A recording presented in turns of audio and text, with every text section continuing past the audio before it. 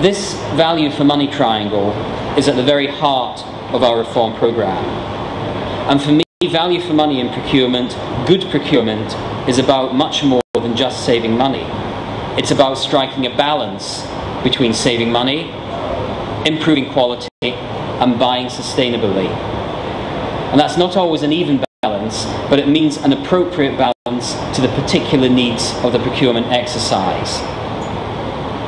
Underpinning this idea are the strategic objectives. There are 7 of them that form our procurement reform strategy. They all begin with C, so that we call them the 7 Cs. Building capability, improving the competitiveness of the supply base, capturing the savings and benefits, increasing the coverage of spend by professional procurement, expanding collaborative opportunities, delivering on our corporate social responsibility agenda, and communicating the central importance of procurement as that key strategic enabler of policy and of service delivery. And this simple concept, this value for money triangle, describes our strategy owned and designed by the whole of the public sector, being delivered collaboratively by the public sector working together, government-led but not government-owned. Now, one of the priorities that we share with the UK government is to improve opportunities for small and medium enterprises to contract with the public sector. And last month, the UK government launched their Contracts Finder portal for central government opportunities. That's been very well received in the press and in the blogosphere, and it's seen as a key plank in meeting their aspiration for SMEs to get 25% of government contracts.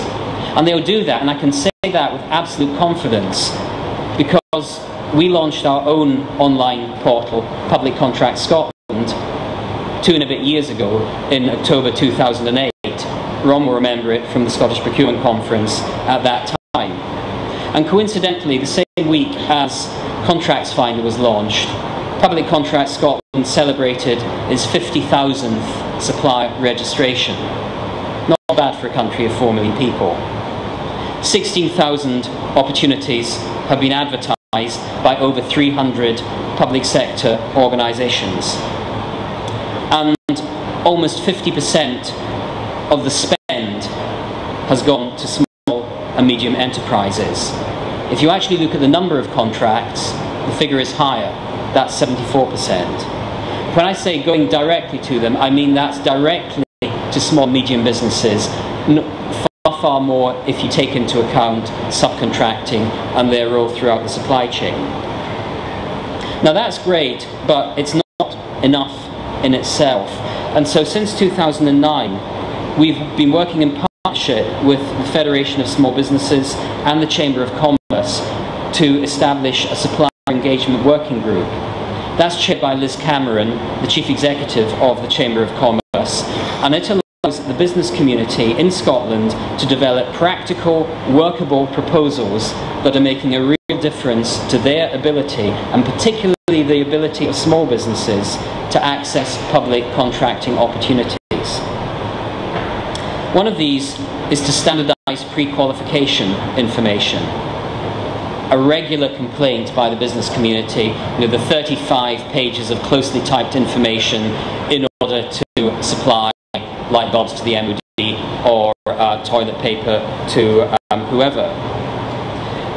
We're going to create a national database, and we're currently out on consultation for a standard draft PQQ. When that goes live later this year, it will link directly into Public Contracts Scotland, and that means that suppliers need to enter their data only once and then can use that data for bidding for any future electronically advertised contract.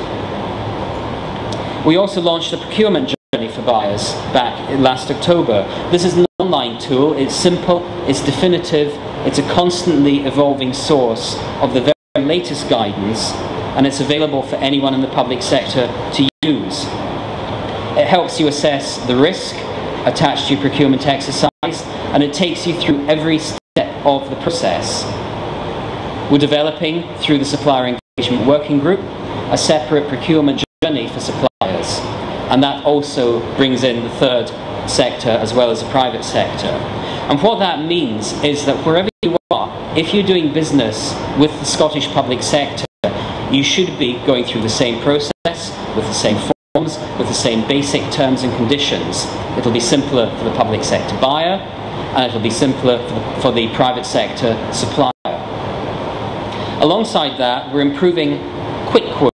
Quick Quote is a very easy-to-use system that allows buyers to invite quotes from a selected number of suppliers for low-value, basic, simple contracts. It avoids all the palaver with going through a full tendering exercise, and it delivers effective value-for-money, quick results, and has been hugely well received by buyers and, more importantly, by suppliers.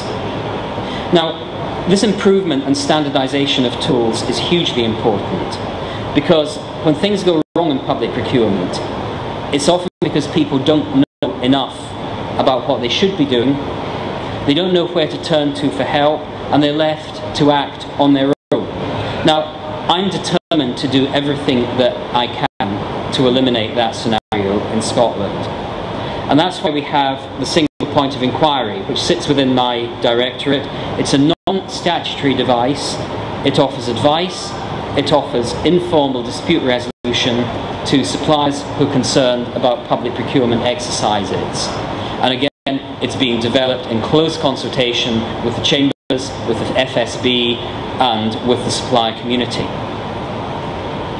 Now, that's a very quick canter through some of the tools and processes and initiatives that are on the stove at the moment. I haven't even mentioned the community benefits clauses that are delivering real social benefits to public sector projects across Scotland. I haven't mentioned the guidance we launched earlier this year on contracting with supported businesses, or the procurement guidance on social care procurement, or the sustainable procurement action plan that looks in detail about how suppliers and how buyers can work together to deliver climate change commitments, to deliver local economic benefit commitments, and to look at the sustainability of the purchasing landscape. Let alone the training that we provide, not just for procurement professionals and others involved in purchasing, but for suppliers, and in particular for small businesses. But I'd encourage you to visit our website.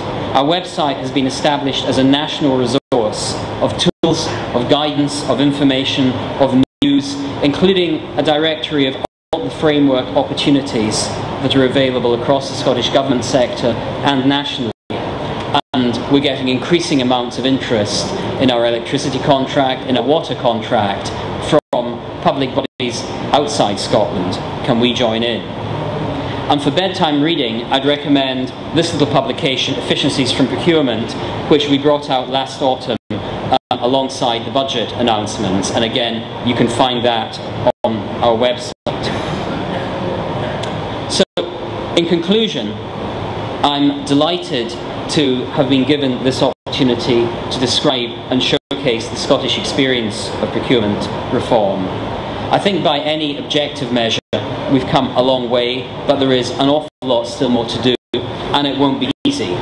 The challenges ahead are huge as resources diminish, spend diminishes, and the expectation placed by politicians, by the media, on procurement as a magic wand to sort out all our ills grow. Sustaining the momentum of change will depend on the public sector continuing to work together in Scotland and right across the UK, building on the excellent relationships we have with Ian Watmore, John Collington and their colleagues in Whitehall and the other devolved administrations.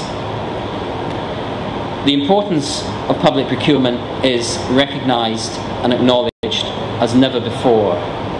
The opportunities are immensely exciting. Opportunities to drive change, to improve public services, to grow the economy, and to shape government's interaction with the citizen. Opportunities to secure lower cost, to get better quality, and to deliver more sustainable purchasing.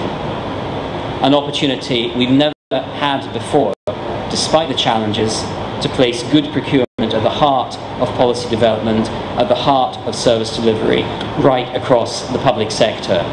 Thank you very much.